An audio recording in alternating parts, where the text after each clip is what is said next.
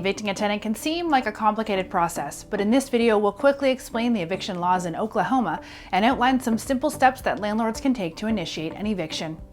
In this video we'll talk about what the eviction process looks like, how Oklahoma law handles evictions, and how to legally remove a non-compliant tenant from a property. Be sure to watch to the end of this video to find a link to a fillable eviction notice that meets Oklahoma requirements and can be customized to suit your needs. First, what is an eviction?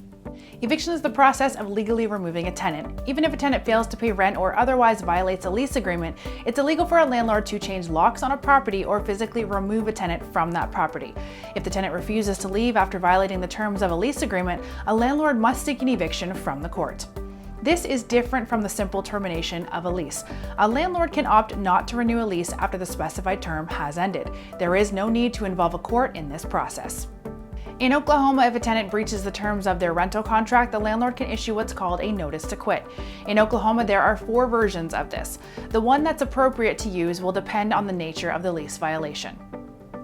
If the tenant poses danger to others and/or the property, then the landlord is authorized to issue a form called an immediate notice to quit. Per state law, this forces the tenant to vacate the premises immediately. This can also be used if the tenant or a guest of the tenant is found to be involved in drug-related criminal activity. There's also a 5-day notice to quit for non-payment of rent that gets used when a tenant fails to pay rent on time. This notice gives the tenant 5 days to either pay rent or face eviction. In some states there's a grace period, but not in Oklahoma. The 10-15-day notice to quit for non-compliance gets used when the tenant violates a lease in some way that's not related to the payment of rent. The tenant has 10 days to resolve the problem or face eviction at the end of 15 days. There's also a 30-day notice to quit.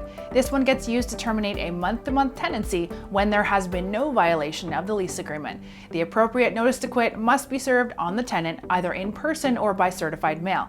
The landlord should obtain proof of service. If the tenant doesn't respond to the notice to quit within the allotted time period, the landlord can begin an eviction proceeding. The landlord does this by initiating a lawsuit known in Oklahoma as a Forcible entry and Detainer action. This can be done at the local court in the county where the property is located. 3 forms must be filed in order to open an eviction suit. The first is the petition, the second is the summons, which the court will finalize with a time and date for a court hearing, and the third is the affidavit. Copies of the petition and summons must be properly served on the tenant. The landlord will need to later be able to prove that these documents were properly served. A good way to do this is to hire a process server who will provide proof of service. Both the landlord and the tenant should attend the hearing. If the tenant does not appear in court or if the judge rules in the landlord's favor, the landlord can ask the court for a form called a writ of execution. This document authorizes the sheriff to remove the tenant and the tenant's possessions from the property. The eviction process in Oklahoma can appear daunting, but eviction notices, court documents, and everything else that you'll need can be found by clicking the link below. And don't forget to subscribe to see other videos about relevant topics in business, real estate, and more.